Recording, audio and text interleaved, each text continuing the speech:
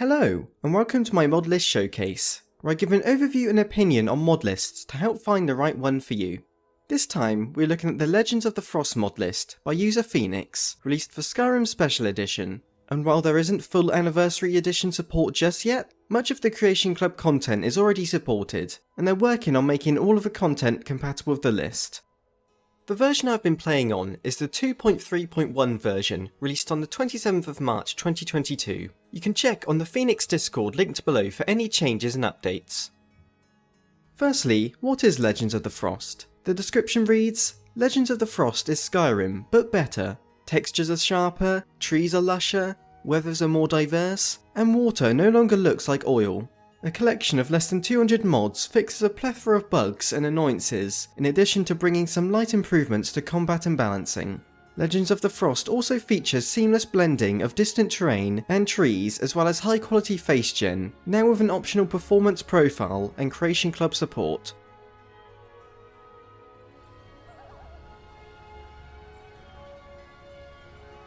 Legends of the Frost is available to download from the Wabberjack Modlist installer. While I won't cover the specifics of the installation in this video, the installation was incredibly easy, with clear instructions provided.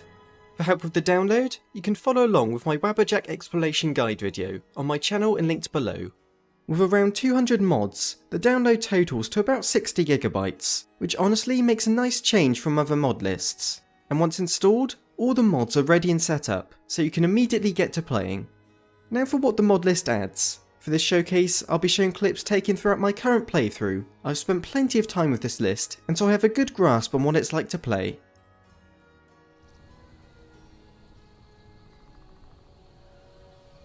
From looking at the gameplay in the background, I think you can see exactly what you're getting with this list. It looks like the Skyrim we all know and remember, except it's way more detailed and sharper than before. Because I've not played vanilla Skyrim for a long time, my immediate reaction was, oh yeah, this is how Skyrim usually looks. But then I looked at the actual Skyrim vanilla graphics and realised, oh, this list looks way better. The mods Project Clarity and Skyrim Realistic Overhaul make up the bulk of the texture mods, providing high resolution textures that keep close to the vanilla look. As for weather, the mod Wander has been added, which doesn't replace the weather, but instead aims to improve upon the existing ones, with more accurate colours and just a better overall ambience, which changes depending on your location. Although there is an added option to swap over to Obsidian weathers, which is certainly a favourite within modding. And the mod Ambience is combined with relighting Skyrim, which improve the lighting to feel more natural and make the light sources the actual source of light. As for EMBs, the installation guide explains how to add the Truth EMB, which is a more subtle EMB which again improves the vanilla look rather than overhauling it. It's also a performance-friendly EMB, so it's still worth giving a go even if your PC usually can't handle EMBs.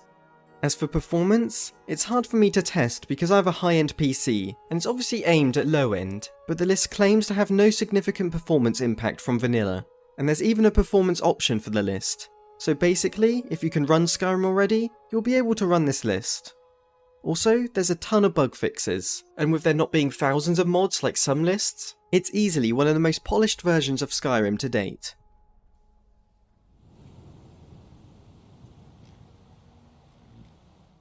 While most gameplay aspects have stayed the same, there's still a number of small changes which all add up to create a better experience. But to start off, perks, stand-in stones, and racial traits all remain vanilla, and will all be familiar to you if say you're coming over from console. But as for what has been added, there's improvements with AI, especially with horses and followers, where now they won't trigger traps and get in your way. And overall, there's just a load of smaller changes across the board. For example, NPCs run and walk at your pace, you now mine faster, and Khajiit are better at seeing in the dark. It's just one of those things where the mods on their own don't sound glamorous, but when they're all put together, they all work to improve Skyrim and just make it feel so much better to play. It's easy to forget that the game released in 2011, and so this list adds a bunch of quality of life features people come to expect nowadays.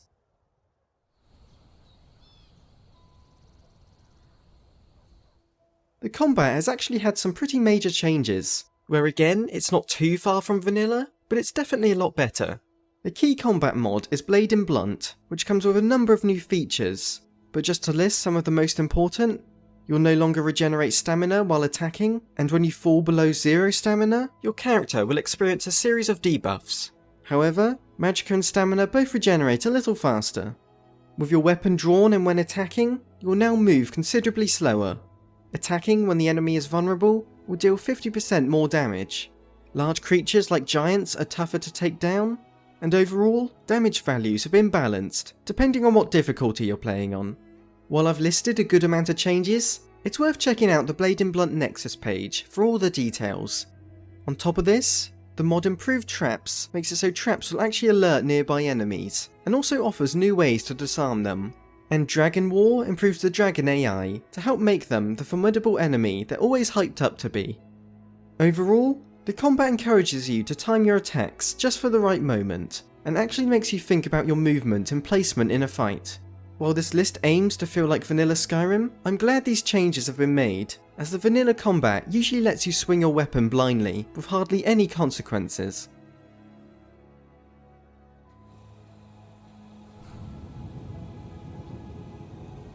While there's not been any new lands or quests added, again, the focus is on improving what was already offered in the base game. For example, mods like the Parthenax Resolution and Silence is Golden add a few new roleplay options to the main questline. There's a lot of small quest fixes, which remove unnecessary grind and stop Radiant quests from appearing in DLC locations. And of course, there's the quest mods from Creation Club, if you own that content.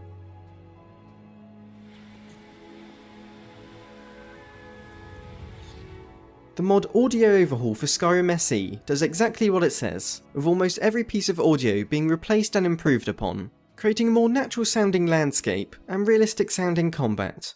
Have a listen for yourself.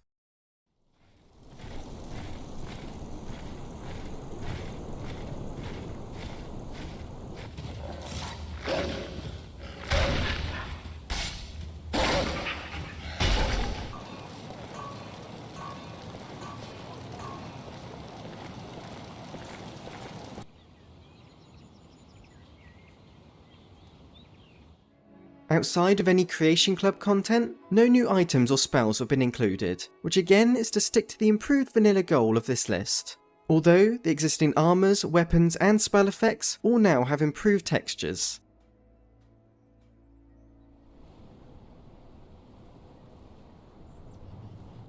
For some other notable changes, the HUD has been improved with mods like Sky UI, more HUD and a quality world map, which help modernise the UI and provide more information without being intrusive.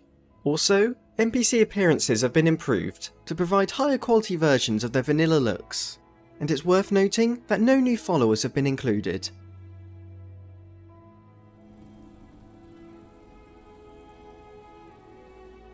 Now for some additions to the list, but first I must stress, any changes you make to the list has nothing to do with the Modlist author. You should only do so if you have an understanding of modding and accept that any consequences are yours to deal with. So obviously this list is a little different from others I've showcased, where usually I'd recommend mods I think enhance the list's vision, but in this case, the list is more of a blank canvas to work on and make your own.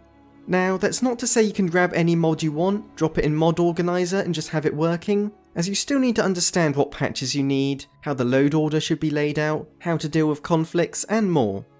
In the Legends of the Frost install guide, there's a FAQ section which adds some helpful guides to learning modding.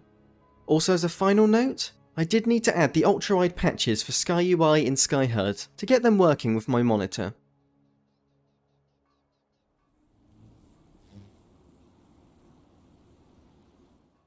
After playing with huge mod lists every week, there was something refreshing about going back to basics. There's a lot to love about vanilla Skyrim, and this list basically creates a polished version of what Bethesda originally released. If you plan on playing Skyrim for the first time, then this is absolutely the best place to start, as nothing about this list compromises the original vision. But even if you have played Skyrim before, and now frequently mod it, there's something charming about going back to a list like this. The list's creator made an interesting point, saying, "For all my years playing a modded Skyrim SE, I never finished the main quest. With any other setup, I get caught in the same loop as most people, updating, rebuilding, starting over again. Legends of the Frost is an attempt to fix that.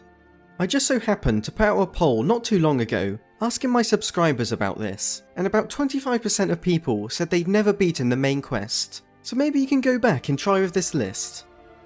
Thank you for watching. If you enjoyed the video, I'd really appreciate it if you gave it a like, as it helps the channel grow. I also have a Twitch where I plan on streaming games eventually. I'll do it one day. And a Discord if you want to talk about mod stuff or anything else. Other than that, big thank you to my Patreon supporters: Emperador Wolf, Libby DVR, Jacob Amino, Sparkadom, Blue Buddy, Jack Ma, Michael Eric, and Christian Hell. I've been doing this for almost a year now, and it's incredible. I really do appreciate it, and thank you so much.